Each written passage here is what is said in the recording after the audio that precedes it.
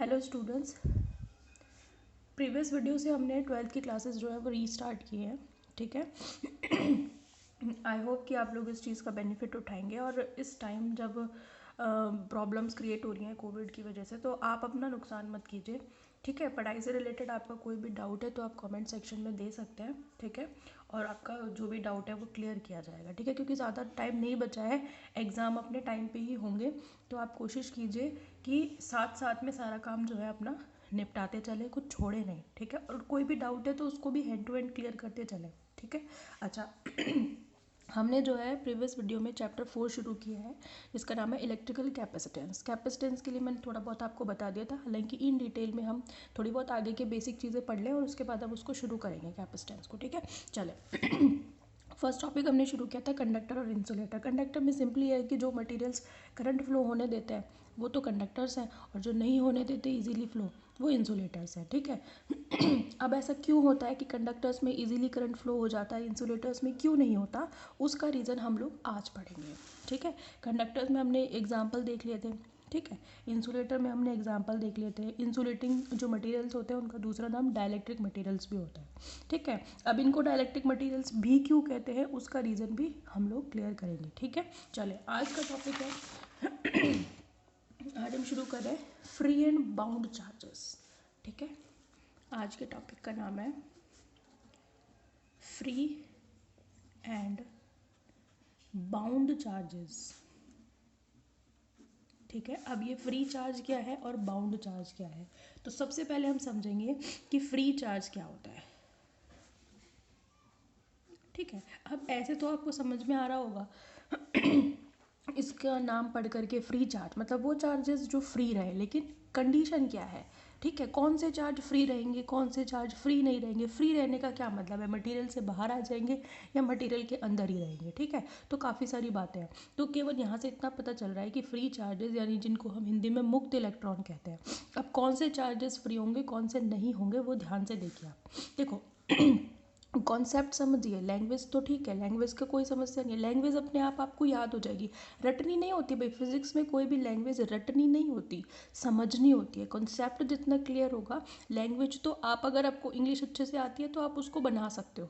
ठीक है। अगर मैंने लिखवाई है तो वो भी आपको ईजिली याद हो जाएगी। आप अपनी मत बनाओ, मैंने जो लिखवाई है वो याद कर लो, पर उसको याद करने में एफर्ट नहीं लगाना पड़ेगा। जो चीज़ समझ में नहीं आती उसको याद करने में एफर्ट लगाना पड़ता है, और फिर भी वो याद रहे इसकी कोई गारंटी नहीं होती। लेकिन समझी हुई चीज़ कभी भी नहीं भूलते, इसलिए कॉन्सेप्ट पे ध्यान दे दो। ठीक है। हम ये जानते हैं कि न्यूक्लियस और न्यूक्लियस के चारों तरफ डिफरेंट डिफरेंट ऑर्बिट्स में इलेक्ट्रॉन क्या करता है, रिवॉल्व करता है। पता है हम सभी को ये वाली बात। तो जो न्यूक्लियस है ना, हमें पता है कि इलेक्ट्रॉन्स कैसे भरते हैं। न्यूक्लियस के सबसे पास वाला जो ऑर्बिट होता है उसमें 2 इलेक्ट्रॉन भरते हैं अपन, है ना, केमिस्ट्री में आप लोग पढ़ते हो। उसके बाद कितने भरते हो, 8 भरते हो। 4, 5, 6, 7 और 8। उसके बाद फिर 18 भरते हो, फिर 32 भरते हो। इस तरीके से ये चलता है, लेकिन हमें उतनों की ज़रूरत नहीं है, केवल आप कॉन्सेप्ट पे ध्यान दीजिए। देखिए, जो न्यूक्लियस के सबसे पास वाली जो कक्षा होती है ना, उसमें जो इलेक्ट्रॉन्स होते हैं वो के शेल में होते हैं, अगर आपने पढ़ा हो तो। ये के शेल है, फिर ये एल शेल होता है ना, फिर एम और फिर एन शेल, और इस तरीके से आगे चलता है। ठीक है।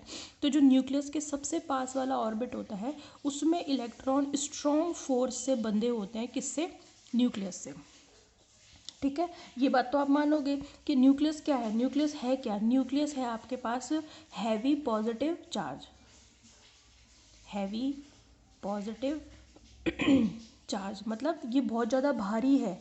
आपने पढ़ा होगा ना रदरफोर्ड स्कैटरिंग, आपने केमिस्ट्री में पढ़ी होगी। वहाँ पे न्यूक्लियस के बारे में रदरफोर्ड क्या बताता है कि जो पर्टिकुलर एटम है उसके बीच में जो न्यूक्लियस है वो बहुत ही भारी धनावेशित कण है, या हैवी पॉजिटिव चार्ज या हैवी पॉजिटिव पार्टिकल है। ठीक है। इसका अब ये हैवी है, बहुत ज़्यादा इसका पॉजिटिव चार्ज है, तो मतलब ये इलेक्ट्रॉनों को ज़्यादा फोर्स से क्या करेगा, बांध के रखेगा। अगर न्यूक्लियस हैवी नहीं होगा, न्यूक्लियस का ज़्यादा पॉजिटिव चार्ज नहीं होगा, तो सभी इलेक्ट्रॉन क्या हो जाएंगे, अपनी अपनी कक्षा छोड़ करके फ्री हो जाएंगे।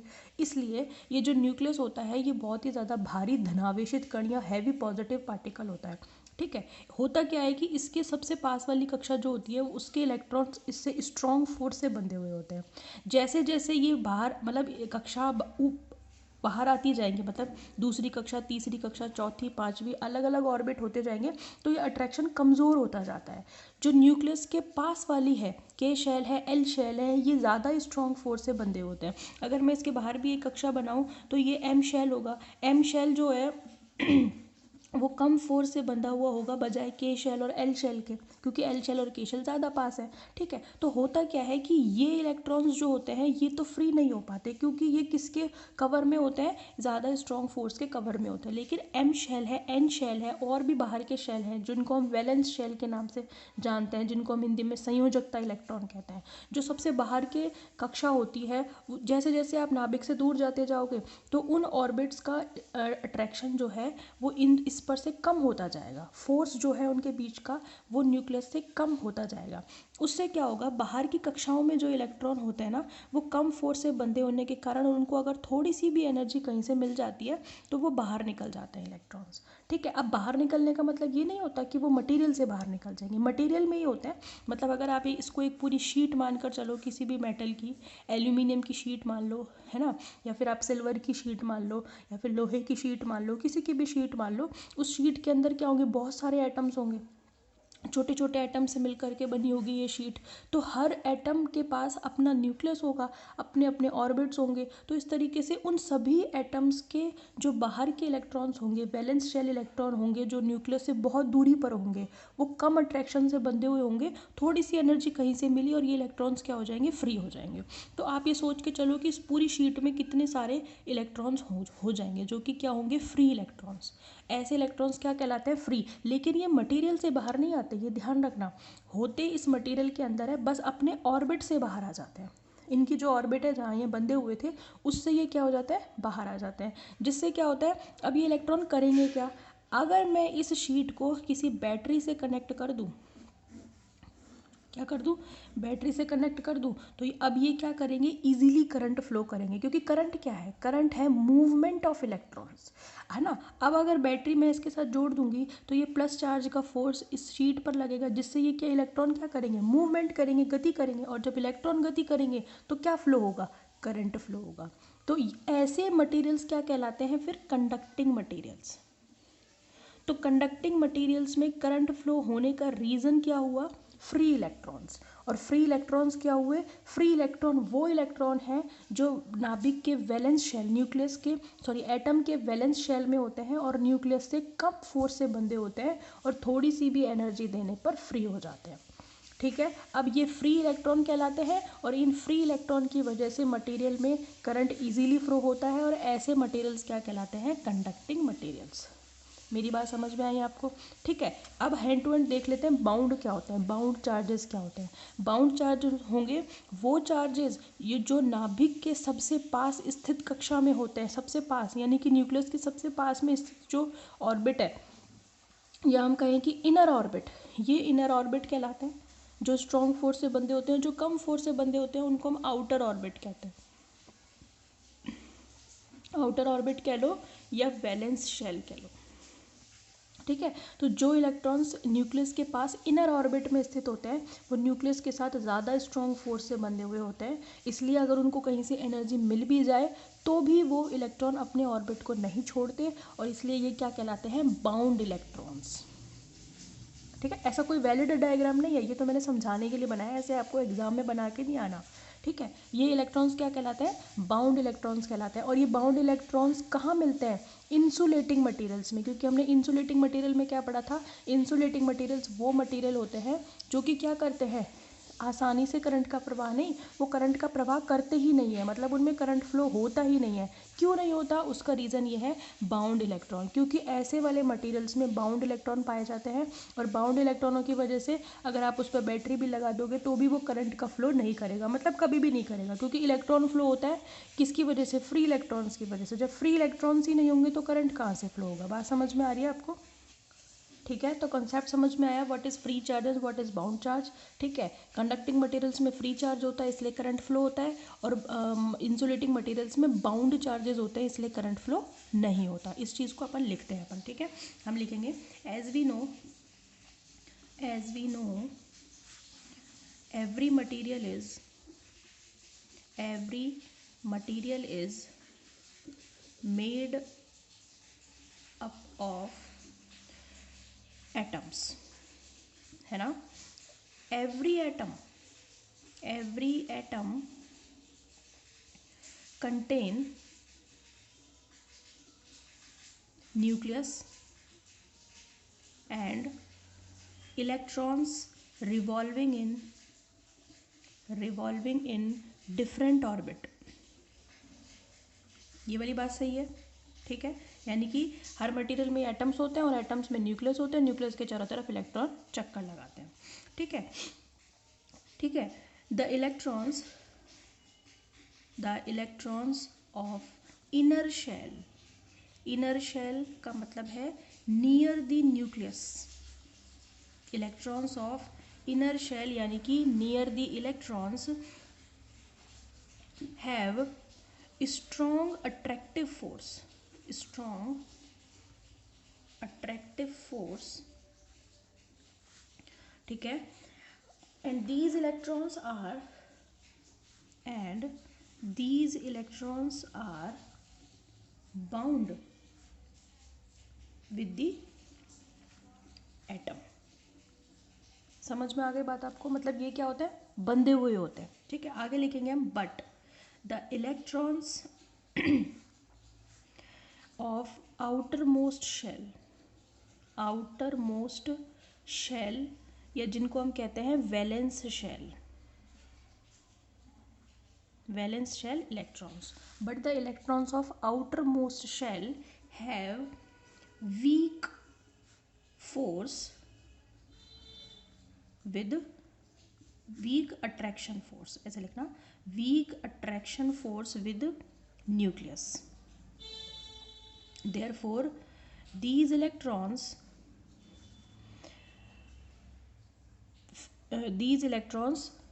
become free after obtaining some amount of energy। मतलब कहीं से थोड़ी सी भी एनर्जी मिल जाती है तो ये इलेक्ट्रॉन्स क्या हो जाते हैं, फ्री हो जाते हैं, ठीक है। But these electrons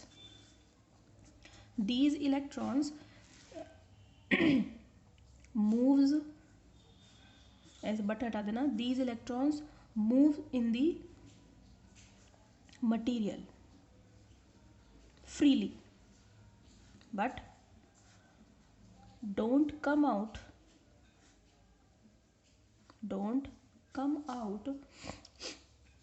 the material। मतलब मटेरियल से बाहर नहीं आते, मटेरियल के अंदर ही वो क्या करते हैं, फ्रीली मूव करते हैं, ठीक है। Then therefore these electrons are said to be free electrons। बात समझ में आ रही है? तो ये क्या कहलाते हैं आपके, फ्री इलेक्ट्रॉन्स। मतलब ये बाहर नहीं आते मटेरियल से, मटेरियल के अंदर ही मूवमेंट करते रहते हैं। तो हम क्या बताएंगे, in conducting materials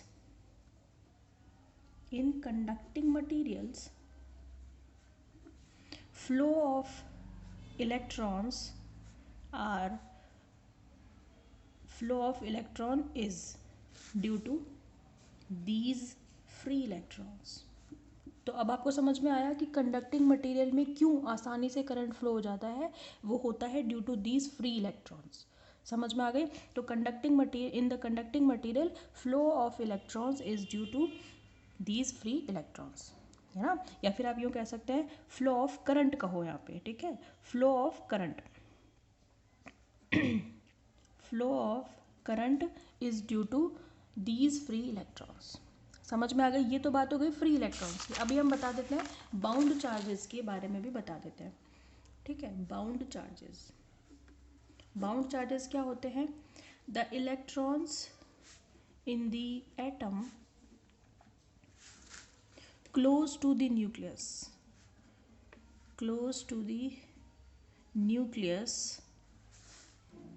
do not come out due to strong attraction force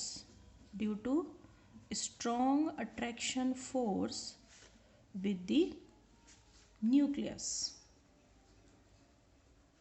These electrons do not give any contribution